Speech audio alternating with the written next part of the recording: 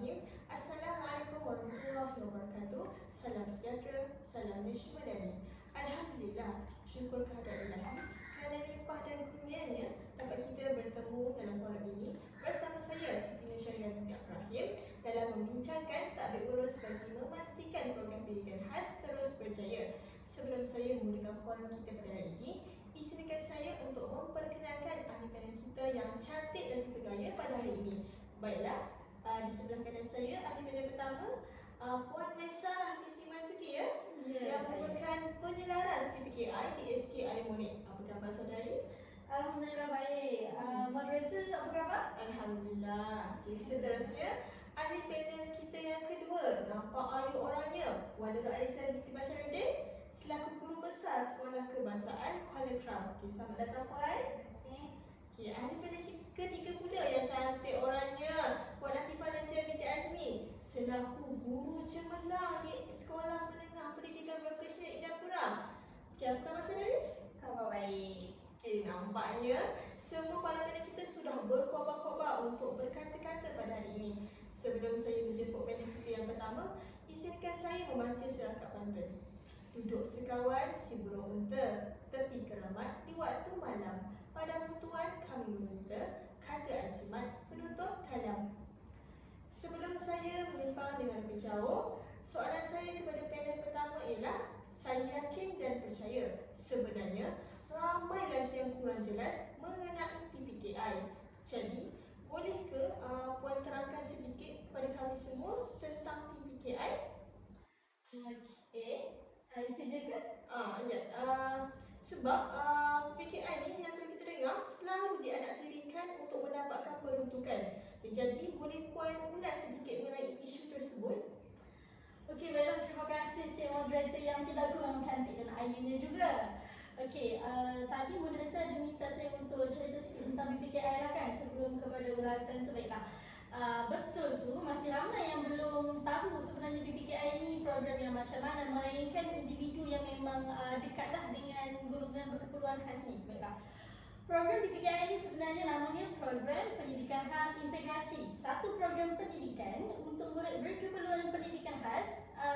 Program ni ada di sekolah-sekolah yang memang mereka ada kelas khusus untuk murid berkeperluan khas. Macam sekolah biasa, sekolah kebangsaan biasa. Tapi dalam sekolah tu dengan murid perdana ada satu kelas yang memang khusus untuk murid berkeperluan khas sahaja. Okey, di PPKI ini kita menerima murid masalah pembelajaran lah yang dengan pelbagai kategorinya. Kita ada lewat perkembangan global, sindrom Down, ADHD, intellectual, autism, masalah pembelajaran spesifik dan lainnya. Jadi macam mana dengan kurikulum mereka? Okey, namun pun dah mendapat kelas khusus. Jadi kurikulum mereka pun telah dicipta khusus untuk mereka sahaja, iaitu KSSR Pendidikan Khas. KSSR PK, dia bersifat holistik, tak terlalu akademik dan tidak membebankan murid dan sememangnya relevan lah untuk pendidikan murid berkeperluan pendidikan khas. Itu mengenai PPKI. Jadi memandangkan tadi moderator ada minta untuk saya ulas berkenaan isu dalam takbir urus PPKI yang menjurus teruslah kepada peruntukan ataupun keuangan lah. Okey, baiklah. Sebenarnya apabila berbicara mengenai keuangan ni memang ada dan kaitannya pun akan ada, iaitu dari segi kekangan untuk kelengkapan keperluan kemudahan maafkan saya dan lainnya. Sebab keuangan ni memang kita tahu ia sumber untuk mendapatkan pelbagai benda. Jadi suka untuk saya kongsikan satu kajian yang telah dijalankan oleh Muhammad Farhan pada tahun 2020 yang menyatakan bahawa keadaan kelas pendidikan khas dekat Malaysia ni memang tak selesa, memang tak kondusif. Keperluan asas dia memang betul-betul asas dan tak mencukupi pun lah kadangnya. Semuanya disebabkan kekangan keuangan. Contohnya kebanyakan sekolah yang ada PPKI hanya ada kemudahan fizikal yang asas sahaja. Tapi kemudahan fizikal yang berbentuk sampingan macam alat bantu mengajar dan bilik terapi tak mampu disediakan sebab kekangan keuangan dalam takbir urus kita. Seperti yang saya dah kongsikan tadi, kita pun sedia maklum di PKI ini ada murid masalah pembelajaran yang pelbagai kategori dia. Jadi keperluan yang kita perlukan pun akan jadi pelbagai. Kita nak sediakan keperluan untuk setiap satu tu memang tak mampu lah. Contohnya kalau kita cakap untuk ADHD dengan tingkah lakunya, nak tangani tingkah lakunya, keperluan dia dah ada khusus untuk dia. Autism dengan tantrumnya, keperluan dia memang ada untuk dia. So memang benda tu sangat tinggi lah. Jadi kita pergi kepada yang umum dulu. Selepas asas, kita pergi kepada yang umum. Contohnya masalah yang dihadapi oleh setiap murid masalah pelajaran, masalah motor. kemahiran motor halus, motor kasar. Jadi kita perlukan kewangan untuk nak meningkatkan lagi kemahiran motor mereka. Sebab kita nak pendidikan yang berkualiti kan dalam kita punya program. Jadi kita perlukan peruntukan alatan, keperluan, tapi peruntukan kewangan untuk benda tu kita tak ada. Itu satu. Dan kita juga guru-guru PPKI ni sendiri kadang-kadang tu guru PPKI pun tidak menguasai sepenuhnya untuk menjalankan terapi dengan betul-betul berkualiti. Jadi kadang-kadang tu memang kita perlukan ahli terapi yang bertauliah yang boleh tolong kita untuk menjadikan terapi itu dijalankan dengan betul berkualiti. Contohnya ahli terapi cara kerja lah untuk motor kan. Okey, selain itu saya akui isu kewangan ni bukan sahaja bagi kesan kepada murid-murid, tapi antara kami ahli jawatan kuasa pun, sebab PPKI ni kita ada satu jawatan kuasa khusus iaitu jawatan kuasa pendidikan khas sekolah, JPKS. Okey, dalam situ adalah guru penyelaras, JPK, guru besar. Jadi dalam antara kami ahli jawatan kuasa pun mungkin saya sebagai ahli jawatan kuasa tu saya inginkan keperluan untuk tantrum. Lepas tu sebagai contoh moderator ahli jawatan kuasa juga mahukan keperluan untuk tingkah laku. Jadi ada dua keperluan yang diingini tapi peruntukan kewangan hanya untuk satu. Akan ada konflik sikit lah. Tapi itu tak apa. Okey. Jadi sebenarnya kita nampak JPKS ni dekat sekolah-sekolah kita cuba dan kita nak sediakan setiap keperluan itu kepada PPKI. Kita nak PPKI kita berkualiti. Tapi kita ada kekangan yang bukan bawah kawalan kita sendiri. Kita tak dinafikan juga memang ada setengah guru besar iaitu pengurusi JPKS memang kurang mengambil kisah tentang pendidikan khas. Tapi sekarang kita nak melihat kepada guru besar yang ada pengetahuan tentang pendidikan khas dan mereka faham keperluan pendidikan khas. Kita bersama-sama dengan guru besar tersebut kita cuba, tapi kita tak mampu. Setiap tahun memang kita isi untuk peruntukan apa yang kita mahukan. Tapi itulah, inilah dia isu takbir urus yang memang tak dapat tangani. Memang kita minta 10, dapatnya mungkin 1, mungkin 2 sahaja. Itulah isu mengenai kewangan. Jadi semoga ulasan saya jelaslah Cik Moderator. Jadi saya serahkan kembali kepada Moderator. Okey, terima kasih Puan Maisarah. Bagi saya ulasan cukup jelas lah. Okey, kita teruskan kepada panel kita yang kedua. Okey, satu pernyataan yang telah dinyatakan oleh Din dan Intan Mafarina Omar pada tahun 2022, masih terdapat pentadbir sekolah yang mempunyai stigma negatif kepada murid berkeperluan pendidikan khas dan seterusnya terhadap pelaksanaan program pendidikan inklusif PPI.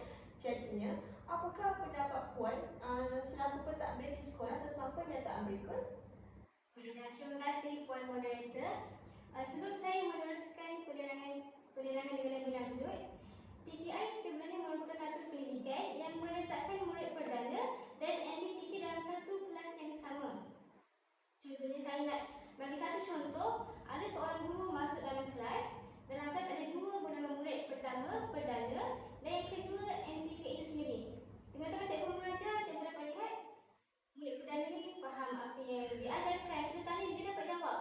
Dan satu golongan ni, MPK ni tak faham apa yang kita ajar, soalan pun tak dapat nak jawab, ada masalah tingkah laku lagi. Jadi apa tindakan guru untuk memastikan kedua-dua jenis murid ni dapat satu pendidikan yang berkualiti? Ada 2 tindakan. Yang pertama, positif. Maksudnya guru berusaha sehabis baik dari segi teknik, kaedah, strategi untuk pastikan bahawa pendidikan yang diberikan kepada MPK adalah sama dengan murid perdana. Yang kedua, tindakan negatif. Maksudnya bila cikgu nampak murid ni macam ni, dia biar je, dia tak nak bantu pun, tak cuba untuk cari satu cara lain untuk pastikan MPK pun dapat pendidikan yang sama. Begitu juga berlaku untuk konteks yang lebih besar, iaitu guru di sekolah. Contohnya, saya sebagai pentadbir sendiri nampak bahawa dalam sekolah ada murid perdana, murid pendidikan khas, mungkin ada murid pemulihan, murid minus, murid asli Cina dan India. Jadi apa tindakan pihak pentadbir itu sendiri untuk mewujudkan satu sekolah yang harmoni, yang selesa, di samping dapat pastikan pendidikan yang diberikan oleh setiap guru itu adalah berkualiti untuk setiap jenis murid itu. Jadi kalau tadi cikgu ada 2 tindakan, positif, negatif. Pentadbir pun ada 2 tindakan, positif dan negatif. Jika positif, murid ni pentadbir akan bagi dana yang sama, kemudahan yang sewajarnya dan sumber manusia yang berkualiti. Maksudnya guru pendidikan khas berkualiti untuk ada MDPK, guru perdana berkualiti untuk ada murid perdana dan juga guru perdana ni berkualiti untuk ada MDPK dalam konteks inklusif. Kalau tindakan negatif pula yang pertama, tak ada dana, sumber manusia yang tak berkualiti. Jadi sebenarnya pihak pentadbir di Malaysia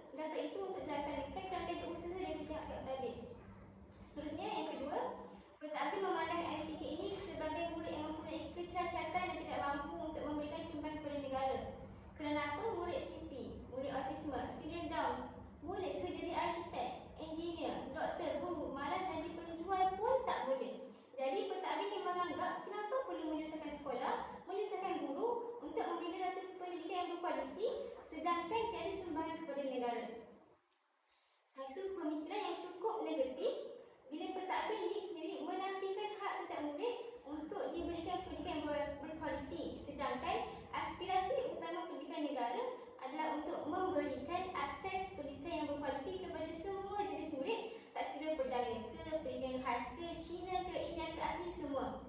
Jadi, yang ketiga, pentadbir memandang PPI sebagai satu kelemahan.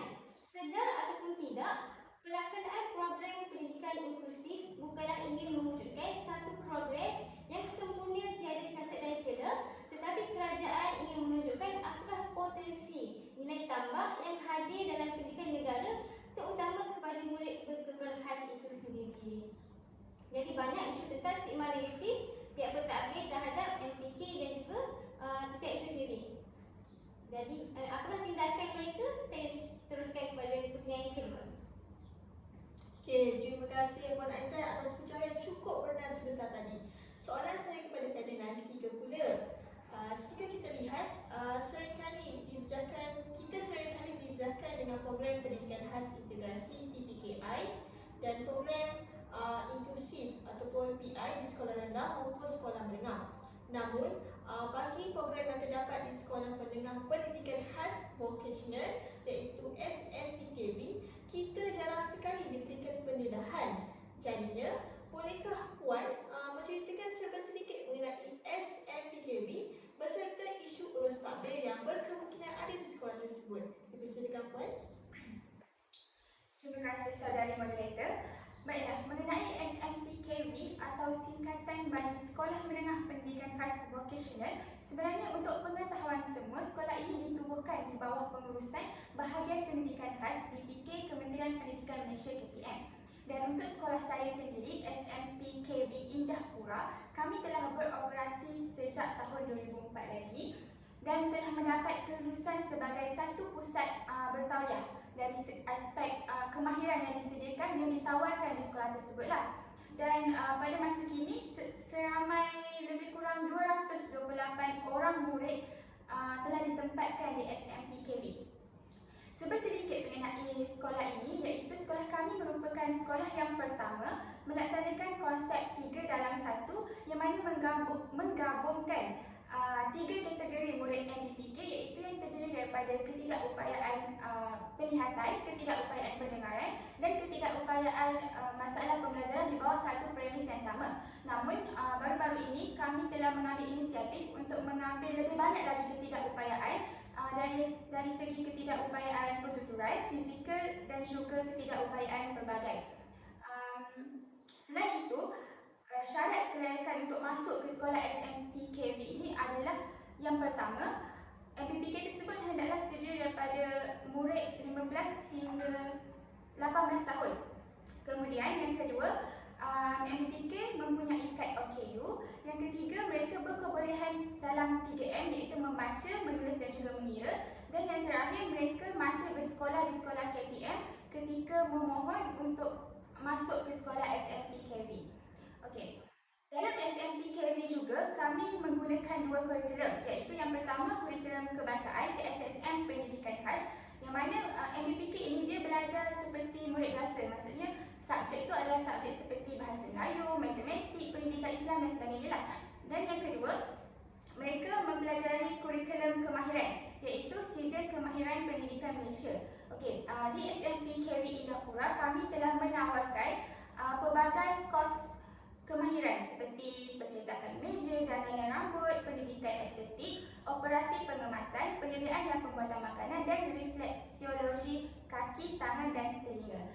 Itulah sedikit mengenai SMPKV Indahpura. Berbalik pula kepada soalan moderator kita yang kedua, iaitu isu urus takbir. Okey, jika dilihat sebenarnya sekolah kami ni tidak mempunyai begitu banyak isu urus takbir yang besar, ekoran daripada segala kaki tangan dan kelengkapan infrastruktur sekolah kami yang boleh katakan agak cemerlanglah. Yang mana kalau dari segi infrastruktur itu sendiri, di setiap kos kemahiran terdapat pelbagai infrastruktur yang disediakan. Saya ambil satu contoh, untuk pendidikan estetik itu sendiri di sekolah kami telah menyediakan spa yang sebenar-benarnya seperti spa yang ada di luar. Maksudnya kalau macam murid kami ni habis saja menamatkan sijil kemahiran mereka, mereka tidaklah begitu macam terkejutlah dengan suasana yang sebenar di luar kan. Okey. Namun, tipulah jika saya katakan tiada langsung isu kan. Sebenarnya ada satu iaitu berkaitan pengurusan sumber manusia. Yang mana pihak pentadbir dia mempunyai peranan dalam mengurus dan memastikan guru-guru ni mempunyai ilmu pengetahuan dan kemahiran yang lengkap bagi memastikan keberkesanan pengajaran itu.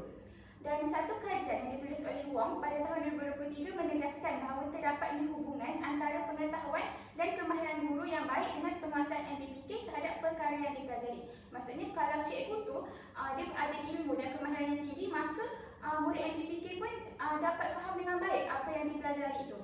Okey, dalam konteks ini saya melihat ada kalanya kemasukan guru-guru baharu ke sekolah tidak dilengkapi dengan ilmu dan kemahiran yang secukupnya berkenaan bagaimana mengajar MPPK serta latar belakang MPPK itu sendiri. Okey, untuk seperti yang semua sedia maklum ataupun secara ringkasnya saya boleh katakan MPPK ini dia dikendalikan mempunyai pelbagai masalah. Dan contohnya untuk ketidakupayaan masalah pembelajaran. Dekat situ ada pelbagai lagi kategori. Kita ambil satu contoh autism. Autism pula dekat situ dia ada pelbagai pula ciri-cirinya. Jadi sebagai seorang guru pendidikan khas, guru MPPK, kita perlu tahu secara ringkas sedikit mengenai latar belakang MPPK ini baru kita boleh mengajar dengan berkesan. Okey.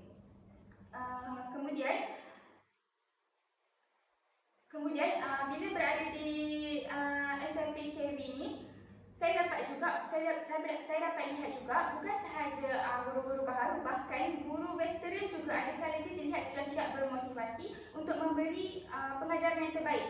Selaras dengan hasil dapatan kajian Razak 2021 yang telah saya baca bahawa guru-guru yang sudah lama dalam perkhidmatan seringkali mengajar dengan sambil lewa. Hal ini sangat memberi kesan kepada MPPK apabila mereka tidak mendapatkan hak akses pendidikan yang maksimum. Jadi oleh sebab timbulnya masalah-masalah sedemikian, maaf saya katakan, tidak bukan pihak pentadbir lah yang harus memainkan peranan dan mengambil cakna dalam menguruskan sumber manusia dengan lebih baik lagi. Dan hal itu akan saya bahaskan sebentar lagi pada pusingan yang kedua. Okey, berbalik semula kepada Cik Moderator. Wah, sungguh intelektual ya pemikiran Puan Najia. Kerana berdasarkan pendengar Puan sebentar tadi, saya pasti bukan sahaja saya, bahkan penonton juga teruja memperoleh informasi baru mengenai SMPKB. Okay, forum kita akan diteruskan ke pusingan yang kedua, memandangkan isu yang dihadapi itu satu kekangan yang bukan di bawah kawalan kan. Jadinya, adakah tiada penyelesaian untuk masalah itu? Macam mana ya Puan Maisarah? Okay, baiklah, terima kasih saudara moderator atas masih lagi nak bincangkan tentang isu tadi. Baiklah, saya akan kongsikan. Tapi sebelum tu moderator ada cakap yang teruja dengan penerangan tentang SMPKB. Betul, saya juga bersetuju dengan pernyataan tersebut. Sebab sejujurnya saya pun ini baru kali keberapa lah saya dapat penerangan mengenai SMPKB, benda yang masih baru sebenarnya. Okey, balik kepada soalan tadi, saya suka soalan tersebut tentang kekangan yang bukan bawah kawalan. Baiklah, meskipun kekangan dari segi kewangan tadi tu bukan bawah kawalan kita, bukan bawah kawalan kami pihak pengurusan JPKS, iaitu Jawatankuasa Pendidikan Khas Sekolah, kita tetap perlu mengambil kekangan itu sebagai satu peluang sebenarnya, bukan berada di takut yang sama. Dalam pengurusan ini, kita perlu proaktif dan bijak untuk dalam mengambil inisiatif bagi menangani setiap masalah yang kita hadapi. Jadi untuk isu keuangan ini di sekolah saya sendiri, Sekolah Kebangsaan Air Molek, inisiatif yang kami ambil salah satunya iaitu guru besar kami, pengurusi bagi JPKS, dimainkan peranannya dengan betul, meningkatkan jaringan dan jaringan dengan pihak yang dapat memberikan sokongan kepada sekolah. Tapi jaringan dan jaringan ini merupakan salah satu je lah inisiatif lain masih boleh diambil. Tapi ini apa yang kami lakukan. Jadi antara pihak yang dapat memberikan sokongan kepada pihak sekolah ini adalah seperti wakil rakyat ataupun badan bukan kerajaan. Jadi jaringan dan jaringan ini dapat diwujudkan dengan kita menjemput wakil rakyat tersebut sebagai perasmi program di sekolah. Kita promosikan pendidikan khas kepada beliau. Daripada program tersebut kita mencungkil, kita menunjukkan, kita promosikan pencapaian, bakat dan kebolehan murid masalah pembelajaran di sekolah. Kita tunjukkan ketika itu. Contohnya, pada waktu program itulah kita memberi pengiktirafan atas pencapaian akademik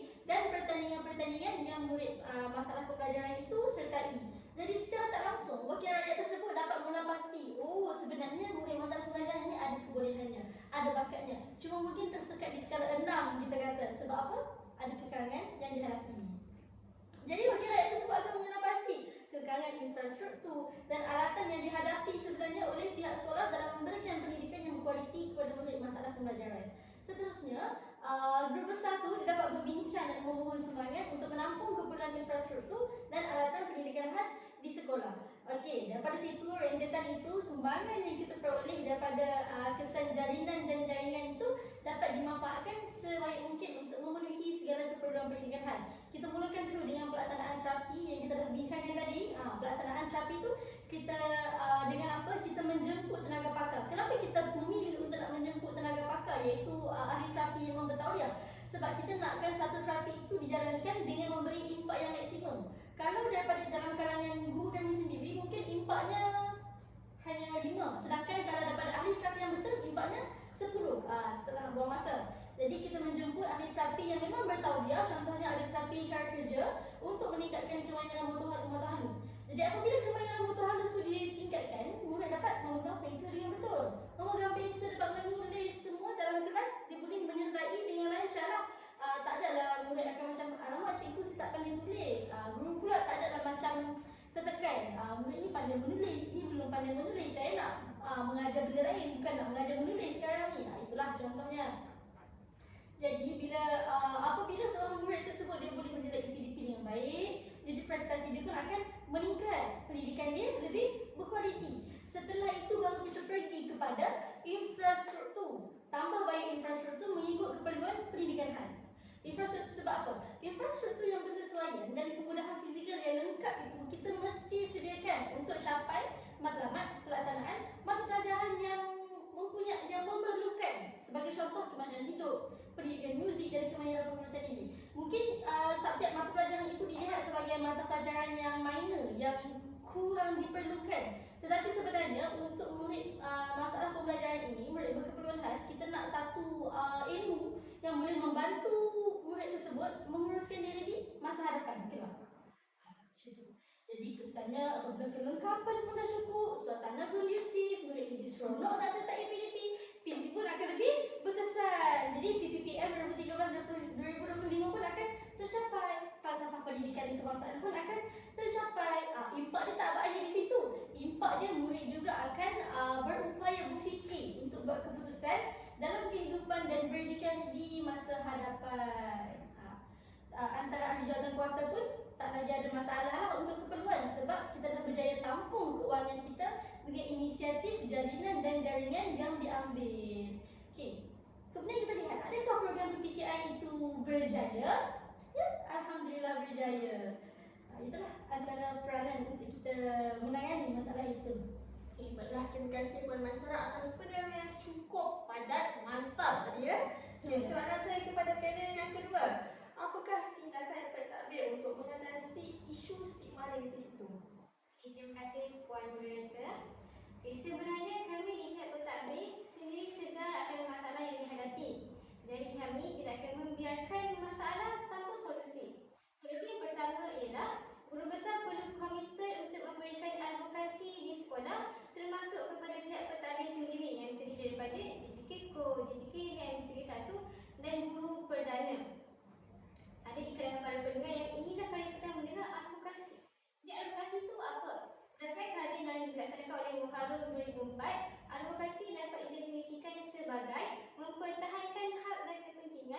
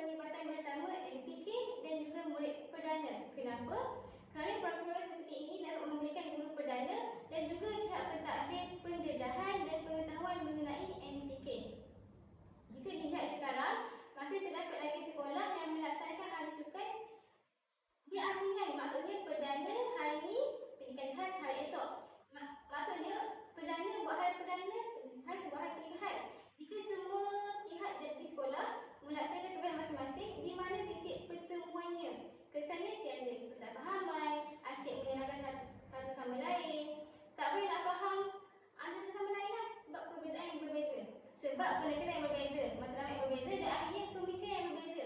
Pendengar khas nak mempertahankan pendengar khas, perdana nak mempertahankan perdana. Jadi di sini saya tekankan perkhidmatan bersama antara perdana dan pendengar khas amat penting supaya mereka dapat lebih memahami keperluan murid, mengetahui murid ini sebenarnya macam ni. Contohnya, kalau dalam sukan, bila guru perdana sendiri yang handle sukan PK, jadi guru perdana tahu yang oh murid ni tak boleh makan ni, oh murid ni tak boleh kena panas. Jadi secara langsung adanya empati, simpati dan hargai untuk murid-murid seperti itu. Impaknya, guru perdana akan melihat MPK dari sudut pandang yang berbeza dan bukan sudut pandang yang sama lagi. Kerana mereka tidak akan menganggap lagi MPK sebagai sampah masyarakat, tetapi memandang MPK ini sebagai satu insan yang istimewa yang perlu dilindungi dan disayangi sama seperti murid perdana. Dan seterusnya tiada diskriminasi dan stigma negatif untuk pendidikan khas sendiri, termasuklah PTI dan juga MPK. Sebelum saya akhiri penerangan saya, satu nasihat kepada pendengar. Saya percaya setiap daripada kita berwalikan dengan mata, berhakikat dengan akal dan berpasakkan dengan jiwa. Justru saya menyeru kepada para pendengar untuk memandang pendidikan khas, iaitu pendidikan inklusif dan MPK, daripada aspek yang berbeza dan bukan hanya satu aspek, supaya pendidikan dapat diberikan secara holistik. Dari Kedah ke Pekansari beli swasta di Kota Tinggi. Selesai sudah tugas kami di lain masa bersuai lagi. Saya serahkan kepada moderator. Okey, terima kasih. Pada yang kedua, saya sangat setuju dengan pernyataan yang diberikan oleh Puan Azan bahawa kerjasama antara warga sekolah itu sendiri sangat penting bagi memastikan kejayaan PPI. Okey, bab kata pepatah, bersatu kita roboh, bersatu kita teguh. Macam lagi kita roboh, setuju. Okey. Okay, sebelum tadi, Puan Aisyah ada katakan bahawa terdapat isu pengurusan sumber manusia di sekolah vocational core kan? Okay, jadinya, bolehkah Puan kongsikan apakah tindakan yang boleh diambil oleh pihak pentadbir untuk mengatasi isu tersebut? Silakan. Terima kasih saudara moderator. Baiklah, seperti yang kita tahu, penambahbaikan yang boleh dilakukan sudah semestinya bermula dengan pihak pentadbir sendiri yang mempelajari ilmu pedagogi dan kemahiran dalam kelas pendidikan khas. Namun, seperti yang semua sudah sedia maklum, SMPKV ini mempunyai pelbagai sijil kemahiran yang boleh diambil seperti danganan, operasi penguasa dan sebagainya lah yang saya telah ceritakan sebentar tadi. Jadi, jika difikirkan semula, agak mustahil lah kan untuk pihak pentadbir menguasai kesemua kemahiran tersebut kan? Betul. Ya, jadi justru cara yang telah pun dilakukan pihak pentadbir di sekolah kami adalah dengan mewujudkan Professional Learning Community PLC, iaitu suatu aktiviti yang mana sekumpulan para pendidik profesional yang komited dan berkolaboratif secara berterusan bagi meningkatkan pencapaian prestasi murid. Okey, berdasarkan pemerhatian saya, di sekolah kami SMPKV Indrapura, kami melakukan program PLC ini pada setiap minggu. Boleh katakan agak rancak lah kerana kami sudah ada macam penetapan, ada jadual untuk setiap subjek ini bila, hari apa akan melaksanakan PLC tersebut. Dan kami juga ada satu organisasi AJK pelaksana untuk menguruskan pelaksanaan PLC di sekolah. Dan kebiasaannya masa yang diperuntukkan untuk melaksanakan PLC ini adalah antara 30 hingga 1 jam sahajalah. Okey, jadi jelas dapat dilihat dengan PLC ini, pembangunan pengurusan sumber manusia akan lebih meningkat. Ialah kita tahu dalam PLC ini kita ada pelbagai strategi yang boleh digunakan. Sebagai contoh, strategi lesson study, seseorang guru itu akan belajar bersama-sama bagaimana untuk menyediakan RPH yang mantap. Dan kita juga ada teacher sharing, di mana guru-guru yang pakar, guru-guru yang berkemahiran terhadap sesuatu kemahiran boleh memberi ataupun berkongsi ilmu berkenaan kemahiran tersebut kepada guru-guru lain. Dan hal itu sangat bergunalah kepada guru-guru baharu kan. Okey, kemudian penerapan kesemua strategi tersebut sangat membantu para guru di SMPKV dalam meningkatkan mutu pengajaran mereka bagi memastikan kesemua MPK mendapat pendidikan yang berkualiti selaras dengan hasrat KPM untuk melahirkan individu dengan potensi yang menurut dari segi intelek, jasmani, emosi dan rohani juga tercapai. Jadi jelaslah pelaksanaan PLC yang dilaksanakan oleh SMPKV ini adalah salah satu cara untuk membantu menangani isu pembangunan pengurusan sumber manusia yang mana guru novis yang tidak berpengetahuan dengan meluas dan juga guru veteran yang tidak bermotivasi untuk meneruskan mengajar dalam perkhidmatan pendidikan ini. Okey, itu sahaja daripada saya. Saya serahkan kepada saudara mereka. Okey, terima kasihlah Puan Azia atas ulasan yang begitu mantap sekali. Sebelum kita mengakhiri forum kita pada hari ini, terimalah serangkap pantun yang berbunyi. Tuailah padi antara masa, esok jangan layu-layuan. Intailah kami antara nampak, esok jangan rindu-rinduan. Sekian saja untuk hari ini. Terkasar bahasa, tersilap bicara, mohon dimaafkan. Sesungguhnya yang baik itu datang daripada Allah SWT dan yang kurang elok itu datang daripada kekhilafan diri kami sendiri. Wallahu a'lam. Saya akhiri forum remaja kita pada hari ini dengan nafas yang mulia. Wabillahi taufiq wal hidayah. Assalamualaikum warahmatullahi wabarakatuh. Forum remaja. Kenapa weh?